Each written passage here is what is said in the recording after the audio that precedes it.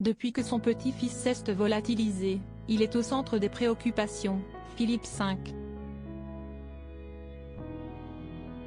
Le grand-père du petit Émile, disparu cet été au Auvernais, alors qu'il était sous sa surveillance, continue d'intriguer.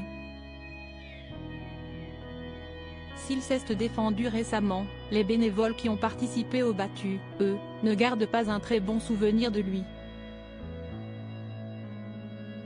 Et ont raconté son étrange attitude concernant le garçonnet. Comment réagir quand votre petit-fils de 2 ans et demi, dont vous aviez la garde, disparaît subitement? Pour Philippe V. La question s'est posée le 8 juillet dernier. Alors que sa fille aînée Marie et son gendre Colomban viennent de lui déposer leur petit Émile pour des vacances familiales dans la maison secondaire du Haut-Vernay où il est lui-même entouré de sa femme Anne et de ses 8 cadets, le garçonnet disparaît lors d'un samedi après-midi particulièrement chaud. Très recherché depuis, il n'a toujours pas été retrouvé. Mais l'attitude de son grand-père a particulièrement marqué les bénévoles qui ont participé aux très nombreuses battues autour du village, dans les premiers jours de la disparition. Pour aider la famille et les gendarmes, qui pensaient encore à une fugue à ce moment-là, des centaines d'anonymes s'étaient en effet déplacés. Mais n'ont pas été très bien reçus.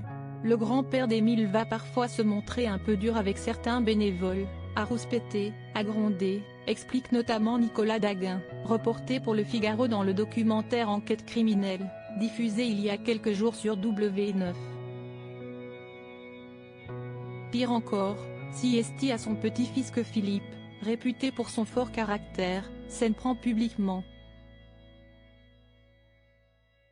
Des témoins auraient dit que le grand-père, notamment, critiquait assez vivement le comportement d'Émile en disant qu'il était dur, qu'il ne faisait qu'à sa tête, que c'était un gamin un peu ingérable, raconte Michel Marie, journaliste spécialisé dans les faits divers, dans le même reportage.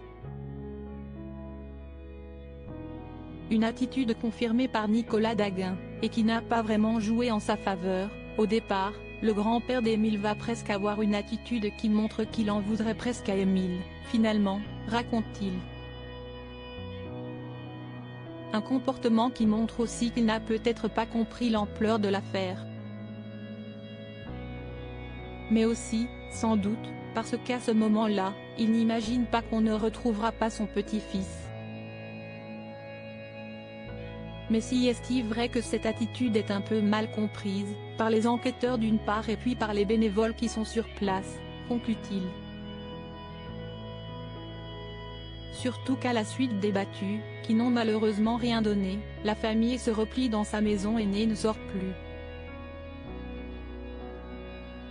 Autour des parents, les grands-parents et leurs 9 autres enfants se concentrent sur leur foi, eux qui sont catholiques, et n'acceptent plus que la visite d'un prêtre, tous les jours. Très discrets depuis, malgré une interview donnée à un journal chrétien, ils ont repris leur vie en attendant, on l'espère pour eux, de savoir enfin ce qui est arrivé à Émile.